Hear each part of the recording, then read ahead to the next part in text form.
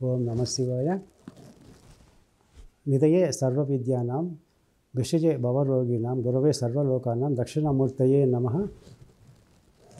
ఈశాన్య సర్వవిద్యానాం ఈశ్వర సర్వభూతానాం బ్రహ్మాధిపతిర్బ్రాహ్మణోధిపతి బ్రహ్మ శివోమే అస్తు సదాశివం. శివాయ గురవే నమః.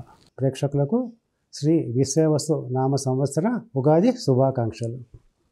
ఇప్పుడు శ్రీ విశ్వేవసు నామ సంవత్సరంలో ఆంధ్రప్రదేశ్ మాజీ ముఖ్యమంత్రి జగన్మోహన్ రెడ్డి గారు కన్యా లగ్నంలో పుట్టారు. ద్వితీయంలో కుజుడు, తృతీయంలో బుధుడు శుక్రుడు, చతుర్థంలో రవి గురు రాహువులు, నవమ స్థానంలో శని, దశమంలో చంద్రకేతువులు. ఆయనకి గజకేసరి యోగం ఉంది. తృతీయంలో బుధుడు శుక్రుడు కలవడం రాజయోగము. శనికి బుధ శుక్రుల దృష్టి ఉండడం కూడా రాజయోగమే. అయితే ఆయనది మిథున రాశి అయింది. ద్వితీయంలో కుజుడు అష్టమాధిపతి అష్టమాన్ని చూడడం అది దీర్ఘాయుషుని సూచిస్తుంది. ఆయనకి ఇప్పుడు నడిచేది బుధ మహాదశలో చంద్ర అంతర్దశ, తర్వాత కుజుడు యొక్క అంతర్దశ వస్తుంది.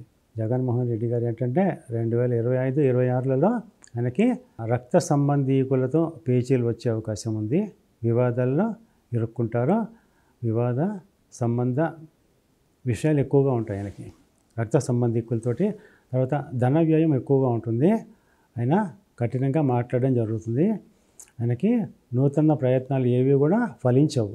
నేత్ర సంబంధ అనారోగ్యం చేసే అవకాశం ఉంది. అయితే 2028-29లలో ఎన్నికల సమయంలో ఏంటంటే ఆయనకి జీవితంలో పెద్ద మార్పులు సంభవిస్తాయి. తీవ్రమైన అనారోగ్యం చేసే అవకాశం ఉంది. తర్వాత మళ్ళా ముఖ్యమంత్రి అయ్యే అవకాశాలు చాలా తక్కువగా కనిపిస్తున్నాయి. ఆయన ఏంటంటే బుధగ్రహ జపం చేయించుకోవడం మంచిది.